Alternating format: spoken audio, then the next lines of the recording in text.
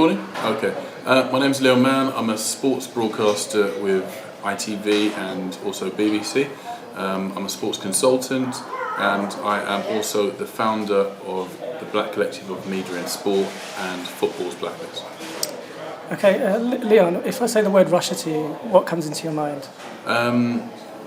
When you say the word Russia, the word curiosity comes to mind. Just because, from my perspective, I've consumed information, and a lot of information about Russia, and most of it's been pretty negative through the mainstream media. However, of course, I've never been there. I've been close. I've been to Belarus, I've been to Kazakhstan, I've spoken to people from neighbouring countries and also from Russia who have varying accounts of what it's like to be there. So curiosity is the word that comes to mind. I'm curious to know what the truth is, what it's actually like to be in Russia, and of course it's a vast, huge country, so there'll be varying experiences across that country. So curiosity would be the word. I'm very interested to find out what it's actually like.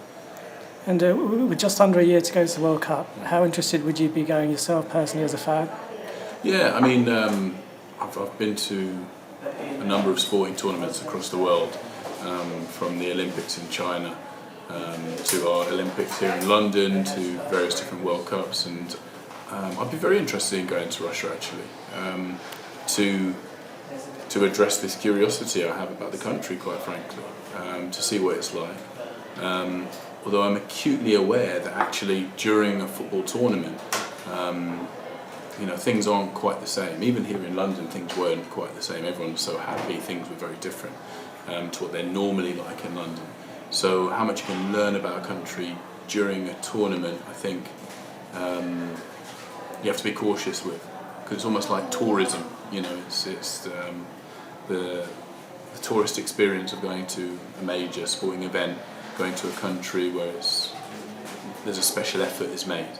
For example, the Olympics in Greece, where they had some horrific things going on, killing stray dogs in the street, etc., and removing people who were homeless from the streets to make the place look better. I think you just have to be conscious of those factors, but also you can address that by speaking to people, and gaining their trust to find out what it's actually like in the country. So I'd be very interested in going to Russia. And in the past year or so, do you think the media's portrayal of Russia has been fair? And if you were going yourself, what questions would you like to get answered? It's so difficult to know what fair is, because we consume a Western media, always have done. So we of course will follow largely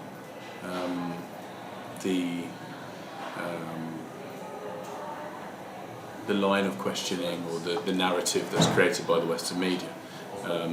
It would be interesting to counter that with what's happening in Russia, what the story is there, and how that narrative is being played out in Russia and other parts of the world. So in terms of it's fair or not, I think I would need to be there to give you an informed answer on that. However, what I would say is that concerns about issues of race are valid from my experience as a campaigner in my former life, although I still campaign now, when I was working with Kick It Out and Football Against Racism in Europe, particularly the work with Football Against Racism in Europe, because what was being reported back from ethnic minority communities on the ground in Russia, and not just Russia, this is all over Europe, but in Russia there was a problem. And what was reported back there was communities were facing issues where they were coming under attack from neo-Nazis, etc., from extreme right-wing groups. And during a World Cup, I'm sure there's a way to control that. However, I'm more interested in what a World Cup can do to educate people, can help to move us to a different space where ethnic minorities are being treated in a different, fairer way as a result of a tournament like this coming to the country.